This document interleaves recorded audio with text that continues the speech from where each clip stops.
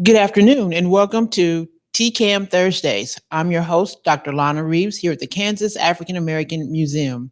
This is your midday cultural break every first and third Thursday of the month.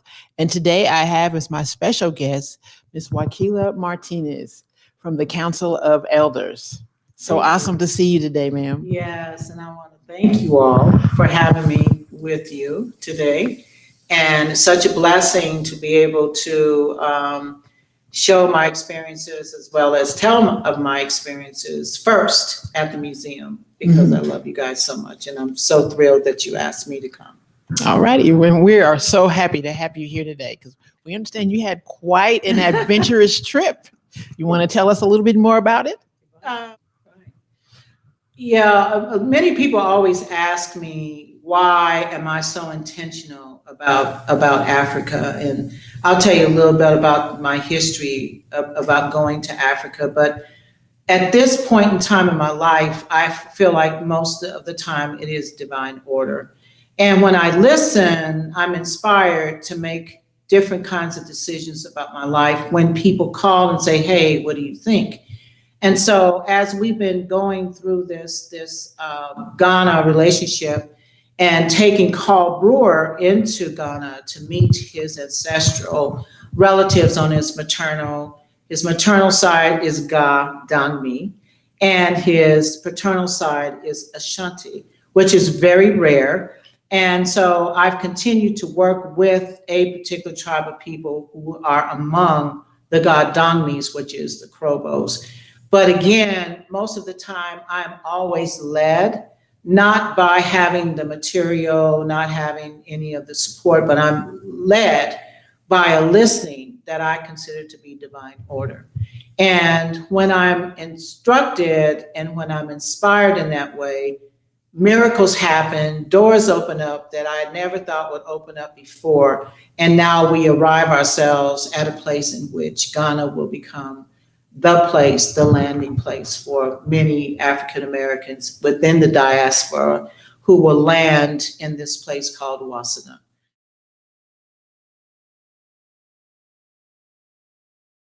Since then, we have been pretty much connected to one particular tribe, the Krobos, and we've evolved to the point to where now we are actual citizens being adopted and treated as if we had never left.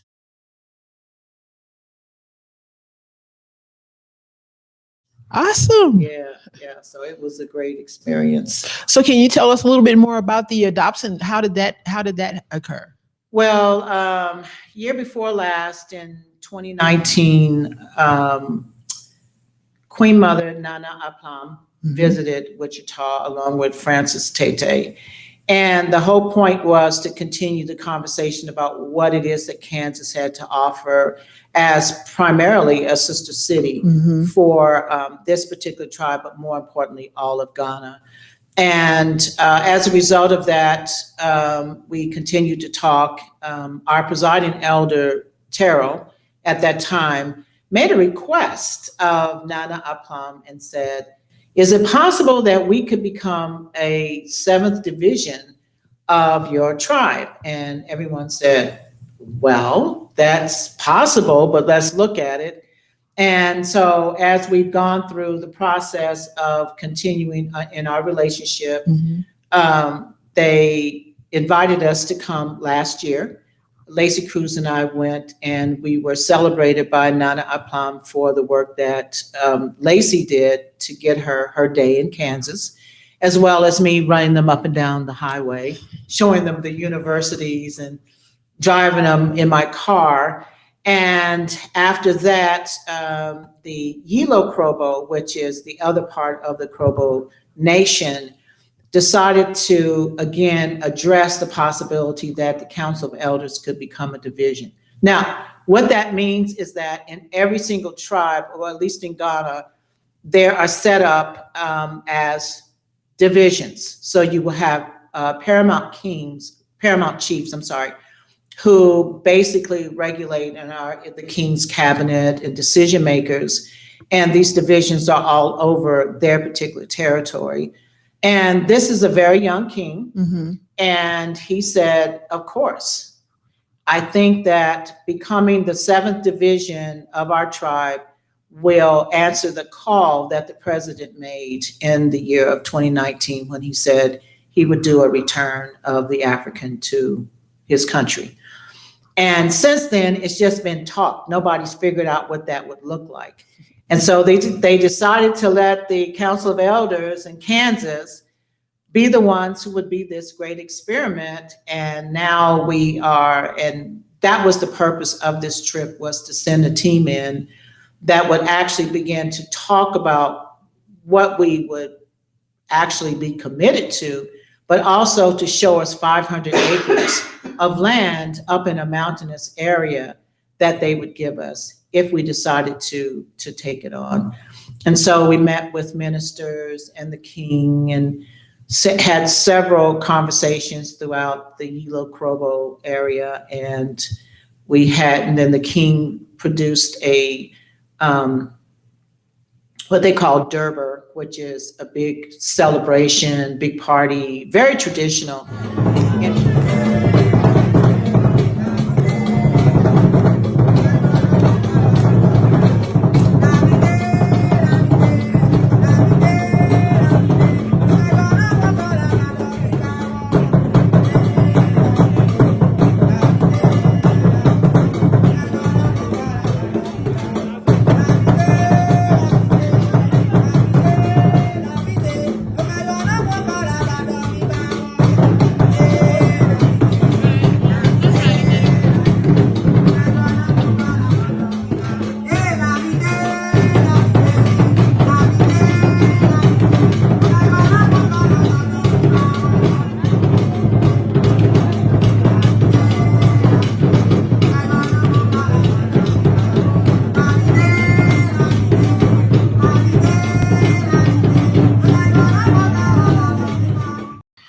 In which he introduced us to the community, as well as his other 6 divisional chiefs had a chance to talk to us and then to take a look at what we were requesting.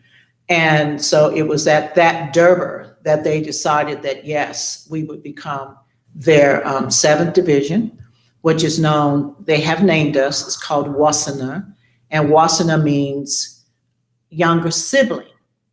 And when I talked about this with the Black National Council of Elders, which is another group that sits under the umbrella of council here, one of the scholars there said that, oh, that word comes from ancient Egypt. And when she broke it down, it all made sense to me because I had read the history of the Krobos, which come out of Egypt as they move down, and they still have some of the traditions of the Ma'at in their daily lives and in their values and structures. So I found that to be, oh gosh, this is like so real. But this time it was very important to really become, I would say, increase the level of credibility by seeing certain people who are really the influencers in that country. And that meant that I would go see the top spiritual leader, which is they call him the chief imam. He's 102 this year. He is the only person who has held that position in Ghana forever. And he is known among all of the religions in that country as the person that you go to have a blessing. And we had an opportunity to go and sit with him, and he was so excited. He was like, I'm going to pray for you. So we had the most unbelievable prayer of support and love that was shown to us with them. And then we went and we traveled north to where most of the Muslims live, which is also a very important aspect of what we needed to do, because Wasana will be a site in which people can come from throughout the diaspora and settle there, but also use it as a platform to go into the country and do other things. So it's like a settlement. It's a landing place. And is this up here on the 500 acres that you mentioned before? Yes, okay. It'll be in, and the capital city where the King's Palace is called Samanya. And this region is completely pure. It's surrounded by mango trees and cassava and cashew, and that's where we're going to live. It's a veritable garden of Eden. Absolutely beautiful. Sounds it. And so, but we knew that we needed to travel north because we want to bring in the Black Farmers Association to begin to do agriculture development in an area that is being developed as the next breadbasket and export hub for all of West Africa. It's completely untouched. And that's where the shea butter lives, the shea trees, the shea nut, the black soap, and it's an unbelievable place. So anyway, we traveled up and we knew we had to see what is called, in most places in Ghana, the person who is the king of the area is also known as the overlord. And so we knew we had to go and talk to him to get his support and his prayers to say, this is what we want to do. Do we have your permission? And so it takes 3 months to get this appointment. But everyone says it's something about the way that I love that gets me in the door to do things that most people don't get to do. So we had a meeting the next day. We went in, and their tradition is that you give them, you tell them what's the purpose of your visit. And so I told them that I wanted to do more development in women's farming. We knew that they were going to put money up here. We knew the U.S. government has money that they're going to put there, especially with women farmers. And he was so delighted. And he said, definitely, I'm praying for you. It was at that point, his discussion to us was that he was so happy about this because he said that the poverty there in the home causes many fights. And if we can help to build the economics of the women, it will save the families. And I was like, this is amazing. How could this get better? Well, it got better because all 8 of his wives came in. And I was like, my name Wakeelah means protector and supporter of women's rights and their goods. And I live it totally. And so I saw all these women come in. I was like, who are they? Those are the king's wives. And I was like, okay, where are they going? I want to talk to them. So before we left, he was so impressed with us that he brought out 8 huge yam and live pigeons as his offer to us for coming. And then he allowed us to sit with his wives, which never happens at all. They don't talk to strangers, and especially with a man with us, they don't do that. But we had a chance to speak to them for an hour. And wife number 4 was the lead in discussing it. And she says, I'm a gender activist, and I love what you're going to do for the women in farming, and anything that all of us can do to support it as we go out and do our traditional, roles. We're going to make this happen. So anything that you need, we're going to do that. And I don't know, my king really loves you. There's something about you that the king loves. And we feel your love. And so we want to help you. And so everybody calls me mom. So they said, Mom, we're going to help you. So we just feel your love. And when they said that, I started crying. And so my handlers, El Haji said, oh my gosh, they never say that to people. And when you started crying, he said, that's why you're invited back to stay with them. Anytime you come to Tamale, you get to stay with them. Nobody stays with them. So I'm like going, for real? So I'm like, I got my hand questions. So the whole thing was amazing. Everything was the first. Everything was the first for us on this trip. So we felt very privileged as people listened to us. They loved what we were saying. They want to be part of it. And one of the things that most people noted is that it is probably one of the most historical phenomena that has happened in the continent of Africa. And the king in the Yilo Krobo said in his speech that he knows that one day when people come to Ghana, they're going to want to go see Wasana. They will want to come see what you have built. So one of the criteria that I've set for Wasana is that it has to be totally green. The schools, whatever we build there has to be completely green. And so we also were given the opportunity to meet with the new deans and presidents of a brand new university that had only been opened for like 2 weeks. It's totally smart. It's in the Yilo Krobo lands. And the name of this is Environmental Sustainability Development University. And you sit with these people that talk about, okay, so the forestry guy is talking about how he doesn't want people to destroy what those little bugs do to the mango. He wants them to move on to where they can actually generate other stuff. It just, the whole thing was like, we were sitting there listening to every one of the deans and what they do. And I just said, can we have a relationship with you?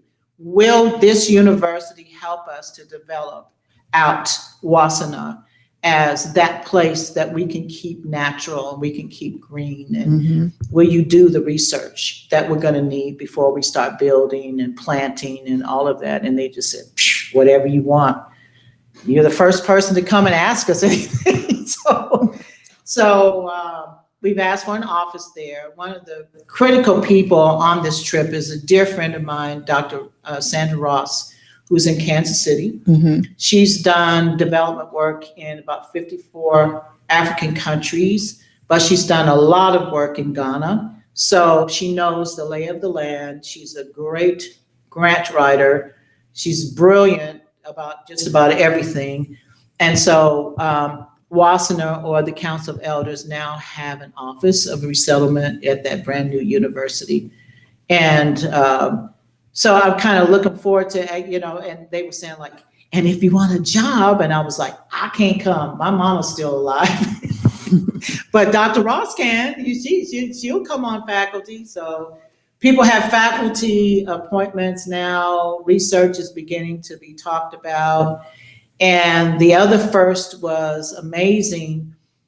When you become a division that's never happened before, everybody's in mystery.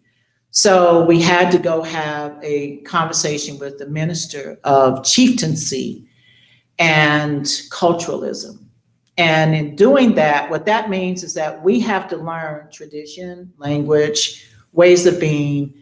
And also, we will need to set up our own chieftaincy and succession on how our chiefs, when they die, they'll get our queen mothers, our linguists, our historians. All of those roles have to be created for us. And at this point, no one knows what that looks like because it's never happened before.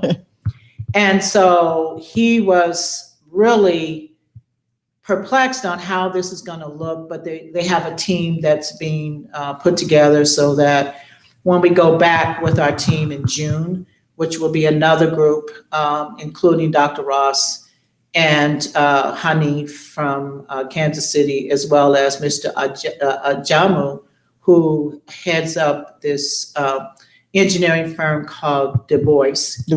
They just got their contract here doing the water work.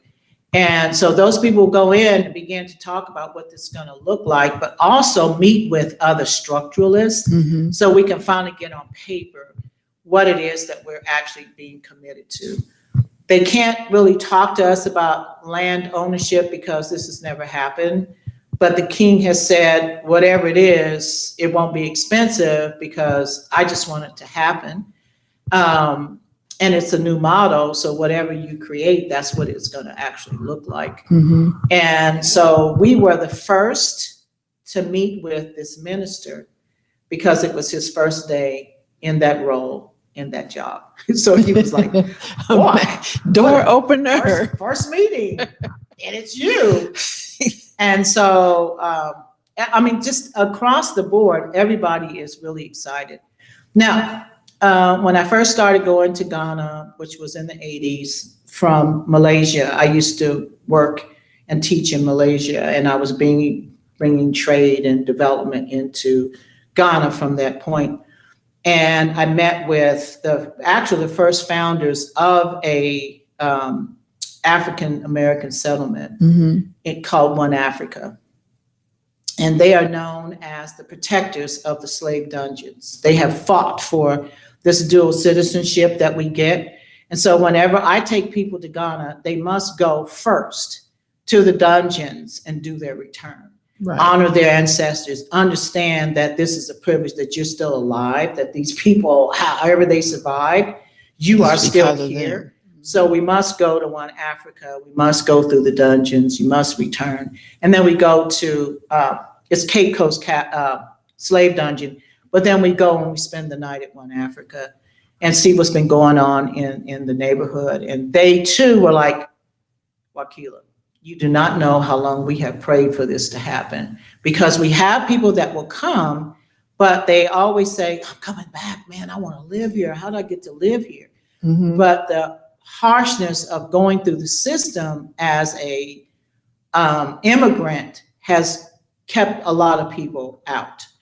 And so in saying that, one of the things that I told them that was very difficult for us this time, and Nana, one of the founders of One Africa, he's passed away now, had told me on my way back to the airport. See, I go there when I arrive, and that's where I leave from. I leave from Cape Coast. And so on the way, he goes like, sister, I'm going to tell you, every time you try to return here, it's going to get harder and harder. Someday you have to stay.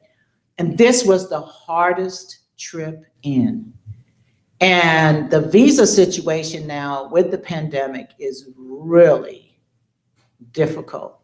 And so that was one of the things that I wanted to see changed. And so right now, anybody who is traveling with me in to create the foundation will probably get a visa that doesn't exist, but will look like a diplomatic visa. Okay. Now, you said you started doing this back in 1980? Yeah, when I first, in 96, when I first moved to Malaysia to teach, I was also doing a lot of consulting work with the larger corporations in Malaysia. And I was asked to be part of a team that would go in and talk about buying different properties, the port, TV station, and one of the largest banks in West Africa, the Malaysians bought first when they first opened up the country. And so that's why I was going in and out. But at that same time, I found that one of the things that he hates it when I say this, but I'll say it anyway. My husband, because it's my term, my former husband had always carried his ancestral name, which is Obudai. And we went there and we said, yeah, we're always looking for Obudai. And they said, oh my gosh. So he is now installed as a chief. He's called me Obudai Wali Mutazamil. And that's how I really got involved in the interworkings of the country, besides doing the business side of it. So since 96, I've been going back and forth, and a very dear friend of mine found me on Facebook and said, please come and help this tribe. We want a hospital. We know, da, da, da. So I started going back in 2011. And then by 2012, I was taking Carl Brewer and others in to look at possibilities. But more importantly, just to know the country. Why Ghana? It is probably one of the most loving, quiet countries that I've visited in Africa. And I've been to South Africa, been to quite a few. I did my first trade show in Nigeria. I did very well, Mm-hmm. but a lot of people find it very difficult to navigate through, all of that. I'm an innocent, so I'm just like, hey, right on, we're going. You shared something about you and Francis with the land. Yes. So one of the processes, the king actually decided to get married the same weekend that we arrived because he wanted all this historical stuff to happen at the same time. Mm-hmm. And so they gave us a Durbar. Once we went through a lot of other stuff, they did a Durbar that day in which all of the chiefs were there and the community and the queen mothers. And it was at that time that they went into council and came back and said that, yes, you are now approved. The 7th Division is a real deal and we will move forward. And so after the Durbar, we had dinner and lunch and everything with the king. And then they piled us up in trucks and took us up to the land that he was giving us. And it was just, I cried all the way up. I couldn't believe it. I was like, this is, are you serious? We were just climbing. And I couldn't believe it. It was the most, once you see the tapes and you see what I could capture from that, and here Francis standing there saying, this is it. This is Wassenaar, the 7th Division. Entire delegation have traveled all the way from Wichita City in America.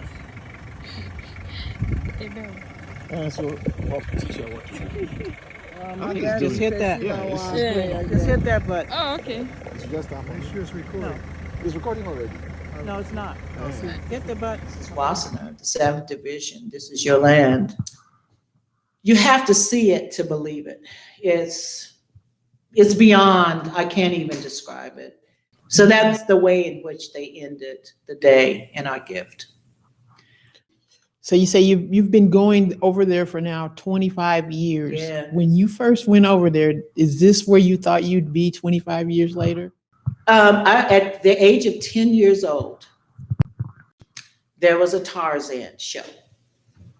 And Tarzan, after every Tarzan show, my brothers, I had no sisters, and the neighborhood would go and swing from the trees and go, ah, ah, ah, I'm Tarzan. And I would go out and I say, all of y'all are stupid. There's no way that one white man rules Africa and all Africans do not live in trees. I'm going someday. And I actually, at the age of 13, entered a convent in Great Bend, Kansas, because I heard they had a mission in Africa, because I was going to go. Mm-hmm. I was going to prove it. Mm-hmm. And in 1980, I finally made it to Nigeria to my first trade fair. And I've been in love with Africa since. Awesome. That Yeah. is so amazing. Yep. And it was really interesting that Malaysia made the path for me to return, and that I ended up in Ghana, which for a child who's mixed, is really important to me to always have connected to my African side. I've always been like this. I don't know why, but I connected more with my African heritage than I did my Mexican heritage. And so I've always felt very natural, Mm-hmm. and I felt like that was where I needed to be. And that's why I've always did my great work. That's amazing. So again, this is TKAAM Thursdays, when we are sitting here with Miss Wakeelah, and she's telling us about her adventures over on the continent, most recently over in Ghana. And she's got a lot to tell us. And here we are on our midday break.